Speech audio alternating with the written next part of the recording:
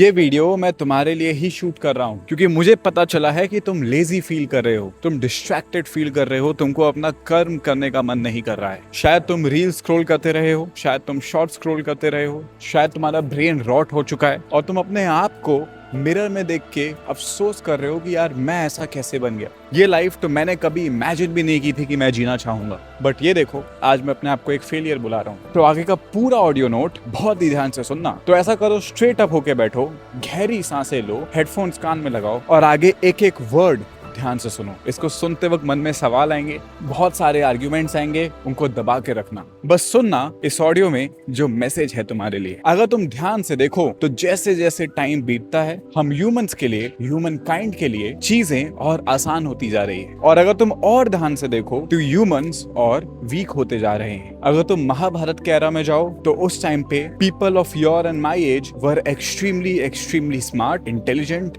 They had strong vision, passion और वो ready थे सिर्फ एक आइडियोलॉजी के ऊपर, दैट इज माई वचन इज ओवर माई प्राण। फिर टाइम आता है किंगडम्स का, डायनेस्टीज का। बहुत सारे फेमस रूलर्स जो तुम्हारे और मेरे ही एज के थे, they were able to win kingdoms of lakhs of people. वो इतने इन्फ्लुएंशियल थे, येट इतनी डिसिप्लिन थे और इतने ज्यादा पैशनेट थे कि उनका नाम हिस्ट्री बुक से आज भी नहीं हटाया जा सका। और फिर तुम देखो जस्ट आज के 100 साल पहले, the freedom fighters who are exactly of my and your age, they were again ready to live, to sleep and then wake up with always the same mission in their life, and that is freedom and welfare of India. वो तुम्हारे ऐसे keyboard fighters नहीं थे, YouTube पे दूसरों को खराब comments नहीं डालते थे, एक दूसरे के सक्सेस से जलते नहीं थे, वो बस अपना ऑल इन देते थे to the mission they had promised for. कुछ कॉमन पैटर्न दिखा? फिर आ जाओ अपनी जनरेशन पे and you know exactly how we are week.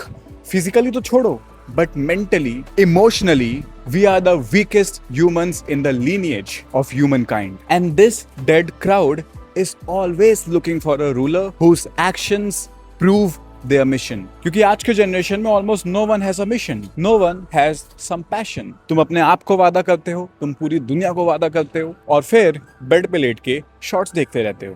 Are you the ruler the crowd is looking for, or are you the sheep who is going to be swallowed and no one is going to remember?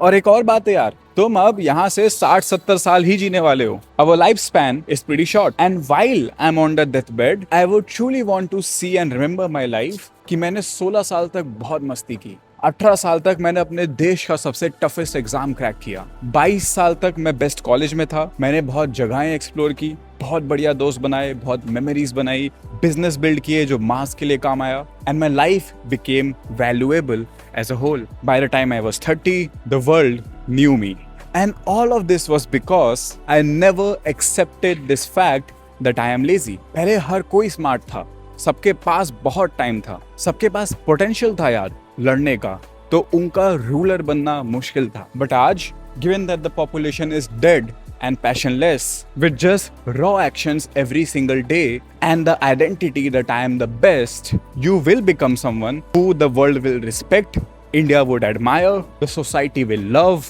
the parents will be proud of, and you will be satisfied about. और वहीं अगर तुम उस algorithm के war में फंस गए और कीबोर्ड्स की लड़ाई में सेटल हो गए तो तुम उस वर्ल्ड की बिगर पिक्चर को कभी देख भी नहीं पाओगे जिसके लिए तुमने जन्म लिया था। So now take a deep breath again and get back to work.